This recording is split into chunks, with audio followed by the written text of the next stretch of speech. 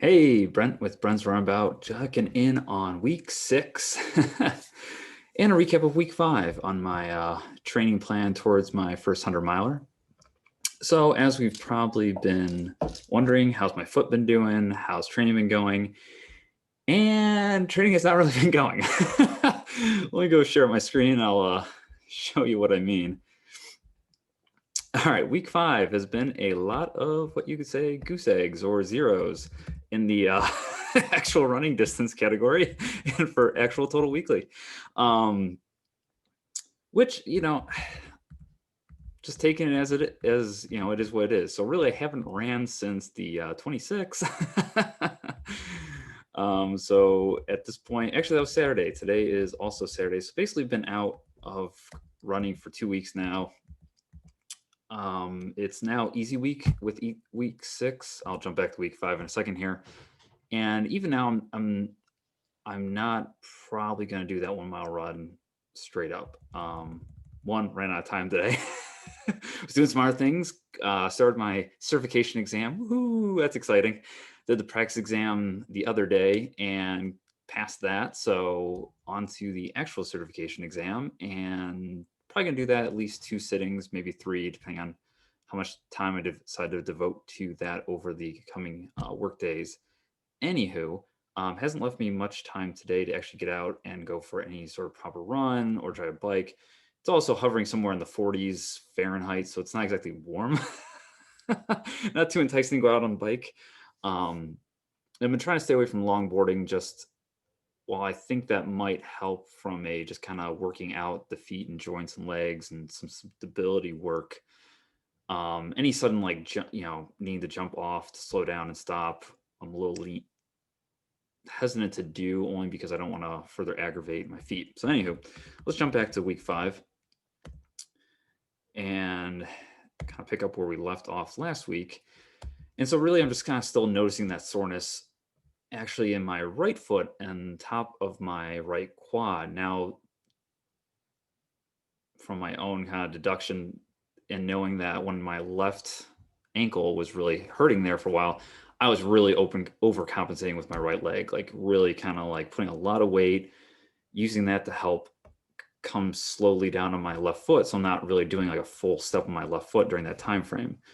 Though over the course of that week, going into Saturday, did some calf exercises, stretches for the feet, didn't run, no further resistance training, because again, I didn't want to start adding weight or bigger exercises to something that was already injured. To take my daughter for a nice little walk in the pram. So, still getting some decent walks in there at 2.25. Following day, Sunday. So really what I kind and really kind of as an overall, as you see, there's no running here, but I really just tried to keep up the rest and then try and work in the resistance training and also some of the, oh, I left it in the other room. Physical therapy stuff that I have done in the past for some of my other foot and leg injuries. And the book I was going to show you was Mike Swinger's Runner's Fix book. It's literally it's a nice size book. It's not too thick, and it's a great book to reference. I actually got it through a free giveaway. Thank you, A to Z Podcast. I'll link both that podcast and Mike's website below, so you can get Mike's book. I got a book and their sweatshirt from or hoodie, and it's really, as Mike even describes, it's a great book to have on hand if you're a runner, if you're in between that stage of like, ooh, I've got a little something that's bothering me. It hasn't gone away over, a day or 3 or more. It's not quite bad enough to go see an actual doctor, physical therapist. Now, that all said, go see said medical professional, one way or the other. And obviously everyone's going to be individual and needing what they need with results with regards to getting their issues resolved. Sorry, bit of a tongue twister there. But his book is that, and this is how he builds it, is it's a great intermediary between those little pains or whatever that kind of hang around for more than a couple days and not quite to the point that you're like, ooh, this is getting to be a big problem. And he's a physical therapist. I should have noted that first and foremost. And he wrote this book just to really kind of outline like all these different exercises from, top to bottom of your body. And that's the great thing, is like each chapter is just kind of like slowly working its way through the body. So he even says like, go to that chapter where you're having issues, do the exercises, take note of what's of noted in that section. I'll probably stop sharing for now. And go from there with seeing how that works with resolving the issue. If it helps, great. If not, he says, go up the body and then go below the body, or go one step above and below, and then go from there with trying the exercises in those other sections. So that's what I did even just today, is I busted out that book and went to the sections on the ankle, because I was continuing to do some of the stretches for like the Achilles, do some stuff for the hip, and some of the exercises for the hip. But then I was like, wait a minute, he's probably got a chapter on the ankle, and sure enough, he has two. One on the inside, one on the outside, medial, lateral. And then if it's anterior or posterior, basically is on the inside or the outside of your ankle, is in the front or is in the back. Believe me, I always have to look those terms up, so don't feel bad. Anywho, so I was going through that, and he had some bent leg stretches that then you're kind of pushing, kind of going forward and back on your legs. And then I don't know if I could probably, anywho, and then you're also kind of going left and right with your knee. And really what he also outlined that chapter, and really kind of rang true for me, definitely, was if you've had a injury in your foot or whatever, like say you rolled an ankle or strained an ankle, which I actually have. And as I'm reading this, was like, ooh, 11 years ago, I had a pretty decent roll in my one and only Tough Mudder event where, yeah, I don't recommend going into the event in road shoes, but I did. I didn't have anything else at the time. And we were running on a really mud. I mean, they purposefully just make that course as muddy as possible. And it was a really muddy, it was the flat bit, but like this section had like a rut or two ruts on either side. And I was running down the middle of the rut. So it was like this kind of like rounded plateau. And like all hindsight 2020, I'm just like, nowadays I'm like, no, run in the low point, because if you're running the low point, your foot really is almost going to get stuck. Now you run the risk of your foot getting kind of caught and trapped there. But like if you're running up in the plateau like that, and it's exactly what happened, my left foot just went swinging right out from under me. And I came down hard on that left knee, and like my left foot got like tweaked in a direction it shouldn't have been going. Nothing broke, nothing popped. It just hurt and swelled up. And I probably should have just stopped now, 9 years later. But there really was nowhere to stop at that point. There wasn't any point to get to where there was like aid or volunteer or worker and things like that. So basically I continued on in that race. Luckily we went through a just above probably freezing quarry, and it like numbed up my leg. I was like, oh, okay, this is feeling better.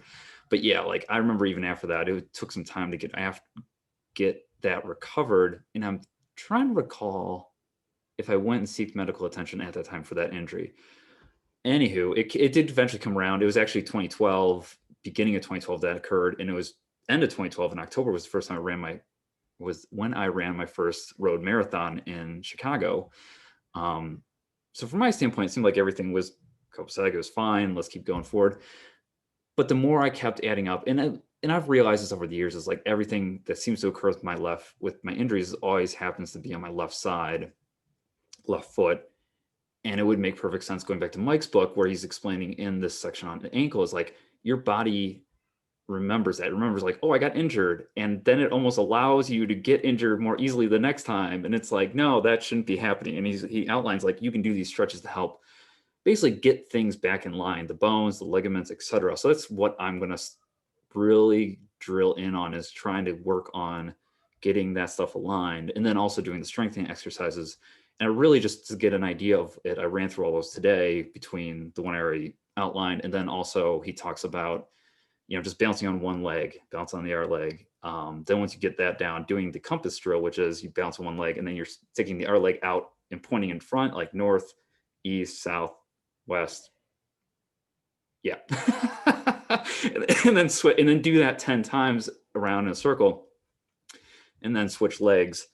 Again, highly recommend getting his book. It's helped me just again, with like the Achilles stuff I was doing, the hip, a lot of that I've been getting some great just tips and exercises.